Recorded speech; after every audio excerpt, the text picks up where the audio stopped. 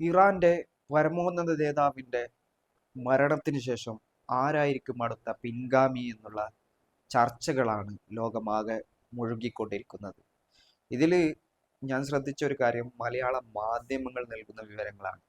മലയാള മാധ്യമങ്ങൾ ഇതിനെ പലപ്പോഴും പറയുന്നത് ഇറാൻ പരമോന്നത നേതാവിന്റെ മകനാണ് ഇനി അടുത്ത സ്ഥാനം ഏറ്റെടുക്കാൻ പോകുന്നത് എന്നാണ്.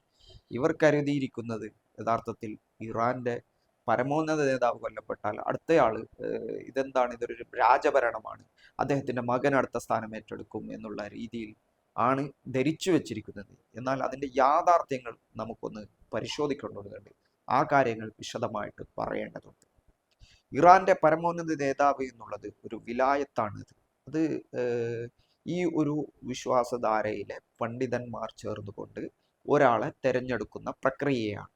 ആ പണ്ഡിത സഭയിൽ 88ഓളം അംഗങ്ങളുണ്ട്. ആ അംഗങ്ങളാണ് യഥാർത്ഥത്തിൽ പരമോന്നത നേതാവിനെ തെരഞ്ഞെടുക്കുന്നത്. 1989 മുതൽ, അതായത് നേരത്തെ ഉണ്ടായിരുന്ന അലി ഖുമൈനി ആയത്തുള്ള ഖുമൈനിയുടെ മരണത്തിന് ശേഷം, ആയത്തുള്ള റൂഹുല്ല ഖുമൈനിയുടെ മരണത്തിന് ശേഷമാണ് ഈ അലി ഖമീനി ഇറാന്റെ പരമോന്നത നേതാവാകുന്നത്. ഇത്രയും കാലം അദ്ദേഹമായിരുന്നു പരമോന്നത നേതാവ്. ഇനി അപ്പോൾ ഇദ്ദേഹത്തിന്റെ മരണം സംബന്ധിച്ചതിന് ശേഷം പുതിയ ആളുകളെ തെരഞ്ഞെടുക്കാനുള്ള പ്രക്രിയകൾ നടക്കും. അതിനനുസരിച്ചാണ് തെരഞ്ഞെടുക്കുക.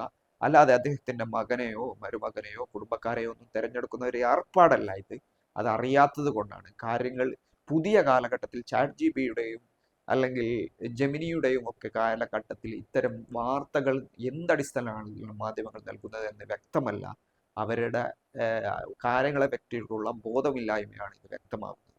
ഏതായാലും നിലവിലുള്ള സാഹചര്യത്തിൽ അലി ഖമേനിയുടെ പകരക്കാരൻ ആര് എന്നുള്ള രീതിയിലേക്കുള്ള നടപടികൾ അവിടെ തുടങ്ങിയിരിക്കുകയാണ്. എന്നാൽ ഇപ്പോൾ താൽക്കാലിക ചുമതല സ്വീകരിക്കുന്ന താൽക്കാലിക ചുമതല ഒരാൾ മരണപ്പെട്ടാൽ താൽക്കാലികമായിട്ട് ചുമതല ഏൽപ്പിക്കുന്ന ഒരു സാഹചര്യം, അങ്ങനെയുള്ള ഒരു കാര്യം അവിടെയുണ്ട്.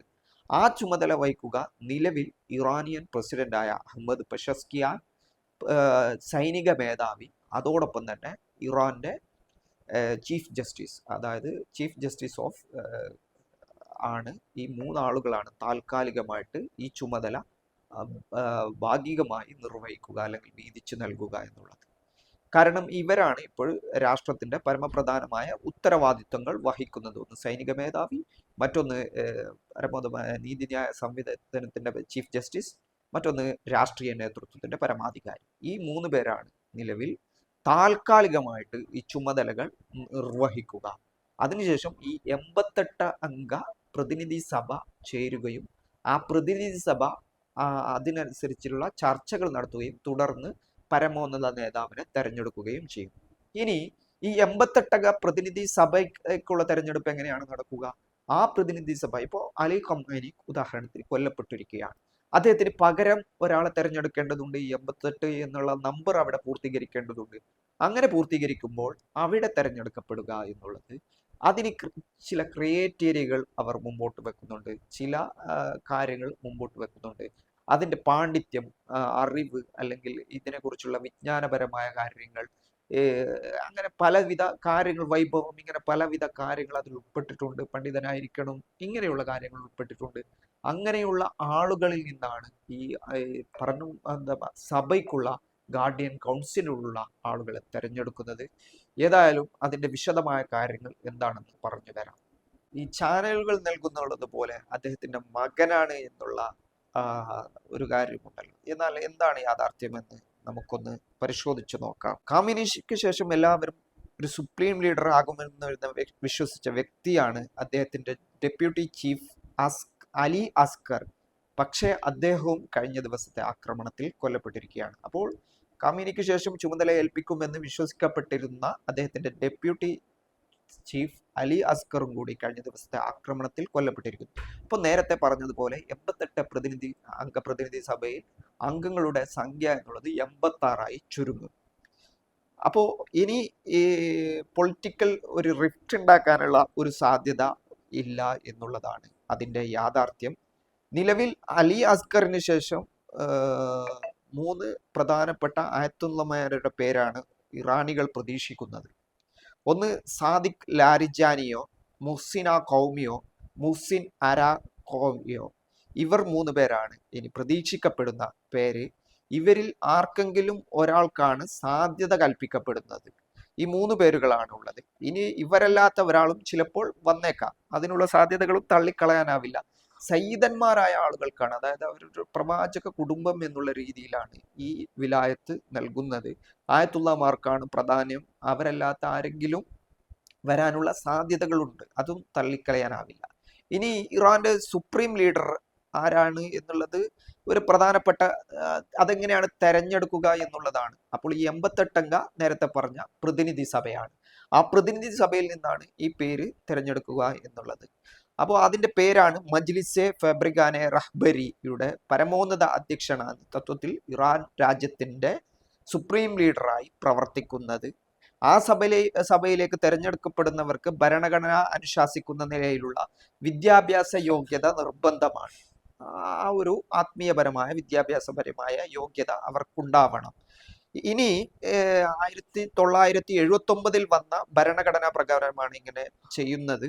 അപ്പോൾ സുപ്രീം ലീഡറെ തെരഞ്ഞെടുക്കുന്നത് ഈ 88 പേർ ചേർന്നാണ്. നിലവിൽ അങ്ങനെ ആരെങ്കിലും തെരഞ്ഞെടുത്തിട്ടില്ല.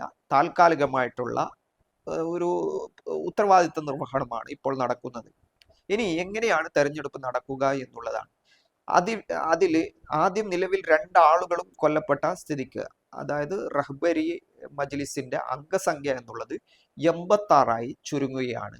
അങ്ങനെയാണെങ്കിൽ ആ 86 എന്നുള്ളത് 80 ആക്കാൻ വേണ്ടിയിട്ട് എത്രയും പെട്ടെന്ന് അവിടെ തെരഞ്ഞെടുപ്പ് നടത്തും. അതാണ് സ്വാഭാവികമായിട്ടുള്ള പ്രക്രിയ എന്നുള്ളത്. അങ്ങനെ ഈ മജ്ലിസിന്റെ തെരഞ്ഞെടുപ്പ് സാധാരണഗതിയിൽ 8 വർഷത്തിലൊരിക്കലാണ് തെരഞ്ഞെടുക്കുക. ആരുടെയെങ്കിലും മരണമോ അല്ലെങ്കിൽ ഇംപീച്ച്മെന്റോ ഒക്കെ ഉണ്ടായാൽ, ഇംപീച്ച്മെന്റ് നടപടികളൊക്കെ കൊണ്ട് പുറത്താവാറുണ്ട്. അങ്ങനെയൊക്കെ ഉണ്ടായാലാണ് നോമിനേറ്റ് ചെയ്ത് വേറെ ആളുകളെ അനുവാദം നൽകുന്നത്. അപ്പോൾ അങ്ങനെയുള്ള കാര്യങ്ങളിലേക്ക് വരുമ്പോൾ നിലവിലുള്ള സാഹചര്യത്തിൽ അങ്ങനെ നോമിനേറ്റ് ചെയ്തെടുക്കാനാണ് സാധ്യത.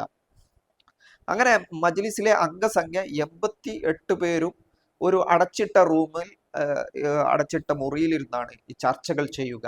ഈ ചർച്ചകൾ ആരംഭിച്ചതിന് ശേഷം അവിടെ ഒന്നിലധികമോ ആളുകളുടെ പേരുകൾ വന്നേക്കാം. അതായത് ഈ 2 പേർ കൊല്ലപ്പെട്ടതിന് പകരം 2 പേര് പുതുതായി തെരഞ്ഞെടുക്കും. തുടർന്ന് അടച്ചിട്ട മുറിയിൽ ഇവർ ഈ 88 ആളുകൾ ചർച്ച ചെയ്യും. ആ 88 ആളുകൾ ചർച്ച ചെയ്തതിന് ശേഷം അതിൽ 1, 2, 3 ആളുകളുടെയൊക്കെ പേരുകൾ വരാം. അങ്ങനെ ആ പേരുകൾ വന്നതിന് ശേഷം അവർക്ക് പറയാൻ ഉള്ള കാര്യങ്ങൾ കേൾക്കും. അതായത് 3 പേരെ തെരഞ്ഞെടുത്താൽ അവർക്ക് എന്താണോ ഈ സഭയോട് പറയാനുള്ളത് അത് കേൾക്കും. 2 പേർക്കാണെങ്കിൽ 4 പേർക്കാണെങ്കിലും അവർക്ക് എന്താണോ പറയാനുള്ളത് അത് ആ പ്രതിനിധി സഭ അവർക്ക് പറയാനുള്ള കാര്യങ്ങൾ കേൾക്കും. അതിനുശേഷമാണ് വോട്ടെടുപ്പ് നടത്തുക. അത് മജ്ലിസിനകത്ത് തന്നെയാണ്. 28 പേരിൽ നിന്നും വോട്ടെടുപ്പിലൂടെ തെരഞ്ഞെടുക്കപ്പെടുന്ന ആളായിരിക്കും മജ്ലിസിന്റെ സുപ്രീം കമാൻഡർ അഥവാ സുപ്രീം ലീഡറെ മജ്ലിസ് പ്രഖ്യാപിക്കുന്നത്. അവരായിരിക്കും പിന്നീട് ഇറാന്റെ സുപ്രീം ലീഡർ എന്നുള്ളത്. കാര്യങ്ങൾ ഇങ്ങനെയാണ് അതിന്റെ നടപടികൾ എന്നുള്ളത്. മലയാള മീഡിയകളുടെ ഇങ്ങനെ തുടർച്ചയായിട്ടുള്ള കാര്യങ്ങൾ കൊണ്ടാണ് ഈ വിശദമായിട്ടുള്ള കാര്യങ്ങൾ പറഞ്ഞിട്ടുള്ളത്. അതായത് 88 അംഗ പ്രതിനിധി സഭ, ആ പ്രതിനിധി സഭയിലെ ഏറ്റവും പ്രധാനപ്പെട്ട 2 ആളുകൾ കൊല്ലപ്പെട്ടിരിക്കുകയാണ്. അലി ഖമേനിയും അദ്ദേഹത്തിന് തുടർന്നുള്ള സ്ഥാനം വഹിക്കാൻ സാധ്യതയുള്ള ആളും നിലവിലുള്ള ആക്രമണത്തിൽ കൊല്ലപ്പെട്ടു കഴിഞ്ഞു. അങ്ങനെയുള്ള സാഹചര്യത്തിൽ പകരം 2 ആളുകളെ ഈ സുപ്രീം ഈ പരമോന്നത സഭയിലേക്ക് തെരഞ്ഞെടുക്കുകയും അങ്ങനെ തെരഞ്ഞെടുക്കപ്പെടുന്ന സഭയിൽ നിന്നും 88 പേരായി അത് ഉയരും. 58 എന്ന നമ്പറിലേക്ക് വീണ്ടും എത്തും. ആ 88 പേരും അടച്ചിട്ട മുറിയിൽ ഇരുന്ന് ചർച്ച ചെയ്യും. ചർച്ച ചെയ്തതിനു ശേഷം ഈ ആളുകൾക്ക് 3 or 4 ആളുകളുടെ പേരുകൾ വരാം. അങ്ങനെയുള്ള പേരുകൾ വന്നാൽ അവർക്ക് എന്താണോ പറയാനുള്ളത് മജ്ലിസിനോട് ആ കാര്യങ്ങൾ പറയാൻ പറയും, അതിനെ വിശദീകരിക്കാൻ പറയും. അങ്ങനെ അവർക്ക് പറയാനുള്ള കാര്യങ്ങൾ പറയും. തുടർന്ന് 88 കൗൺസിൽ തെരഞ്ഞെടുപ്പ് നടത്തും. ആ തെരഞ്ഞെടുപ്പിൽ ആരാണോ തെരഞ്ഞെടുക്കപ്പെടുന്നത് അവരായിരിക്കും ഈ ഇറാന്റെ പരമോന്നത നേതാവ് എന്നുള്ള വിലായത്ത് എന്നുള്ളത്, അല്ലെങ്കിൽ ഈ പരമോന്നത നേതാവ് എന്നുള്ളത്, വിലായത്തുൽ ഫഖീ എന്നുള്ളത് തെരഞ്ഞെടുക്കപ്പെടുക എന്നുള്ളതാണ് നമ്മൾ മനസ്സിലാക്കേണ്ട കാര്യം.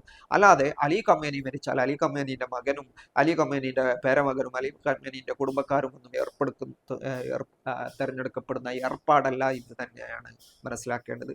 ഈ നിലവിൽ ഈ ഉത്തരവാദിത്വം നിർവഹിക്കുന്നത് നമുക്കറിയാം, അലി ഖമേനി കൊല്ലപ്പെട്ടു. പക്ഷേ ഇറാന്റെ പ്രതിരോധ പ്രവർത്തനങ്ങൾ തുടർച്ചയായ ആക്രമണങ്ങളുണ്ട്. ഈ രാജ്യങ്ങൾ, മിഡിൽ ഈസ്റ്റിലുള്ള സർവ്വ അമേരിക്കൻ സൈനിക കേന്ദ്രങ്ങളെയും അതോടൊപ്പം തന്നെ മറ്റു ഇസ്രായേലിലേക്കുള്ള ആക്രമണങ്ങളും അമേരിക്കൻ സൈനിക ലക്ഷ്യം വെച്ചുള്ള ആക്രമണങ്ങളും തുടർച്ചയായി നടക്കുന്നുണ്ട്. അപ്പോൾ അതൊന്നും ഈ ഒരു അലി ഖമേനിയുടെ നിർദ്ദേശപ്രകാരമല്ല നടക്കാറുള്ളത് എന്ന് ഇപ്പോൾ വ്യക്തമായിരിക്കുകയാണ്. ഇത് എന്നുള്ളത് ഒരു ഇങ്ങനെ ചലിക്കുന്ന സംവിധാനമാണ്. ഒരാൾക്ക് പകരം മറ്റൊരാൾ, ഒരാൾക്ക് പകരം പിന്നൊരാൾ, ഇതിങ്ങനെ തുടർച്ചയായി ചലിച്ചുകൊണ്ടിരിക്കും. ഒരാൾ കൊല്ലപ്പെട്ടാൽ അടുത്തയാൾ ഏറ്റെടുക്കും, അടുത്തയാൾ കൊല്ലപ്പെട്ടാൽ മറ്റൊരാൾ ഏറ്റെടുക്കും. ഈ ഒരു സംവിധാനം എന്നുള്ളത് ഇങ്ങനെ പ്രോസസ്സ് ചെയ്യുന്ന ഒരു സംവിധാനമാണ്. ആരുടെയെങ്കിലും മരണമോ അല്ലെങ്കിൽ രക്തസാക്ഷിത്വമോ ഇതിൽ ഒരു വിടവോ അല്ലെങ്കിൽ പ്രശ്നങ്ങളോ ഉണ്ടാക്കാൻ സാധ്യതയില്ല എന്നാണ് മനസ്സിലാക്കേണ്ട കാര്യം.